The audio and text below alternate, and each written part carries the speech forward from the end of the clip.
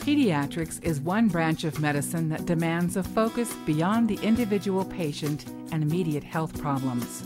Pediatrics must focus on the developmental stages of the child over time, on the child's position within a family, on the unique cultural characteristics of the family, and on techniques of assessing and providing care in ways that minimize the trauma and upset to children who often do not fully understand what is happening. Well, hello there, young lady. This program on pediatrics will discuss the characteristics of the developmental stage of school-age children, as defined by the American Academy of Pediatrics, including some of their physiological characteristics and some appropriate forms of care. We will discuss ways of working with the entire family, since they are, after all, the experts and primary caregivers for their own child.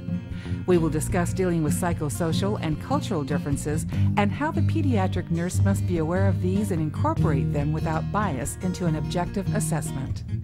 And we will discuss some methods of non-traumatic physical assessment and care techniques for use with school-age children.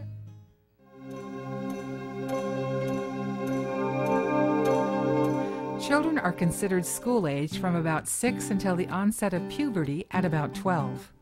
Growth continues at a steady pace with a spurt toward the end, with girls often receiving their growth spurt before boys. Every time there's an accident, he turns it into guilt and tries to find something he did wrong. He's still young enough that he thinks of right and wrong in terms of punishment and rewards. Encourage him to start seeing the point of view of others. Children this age become mentally active, eager learners, and love to share their knowledge. They learn about cause and effect, and they perfect their reading and writing and pick up math skills. They develop reasoning skills and perceptual thinking.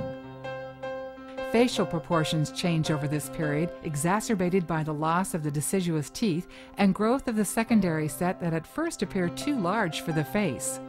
By the end of this period, however, children's faces begin to take on a more adult look.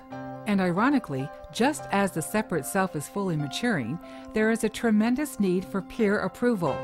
Most children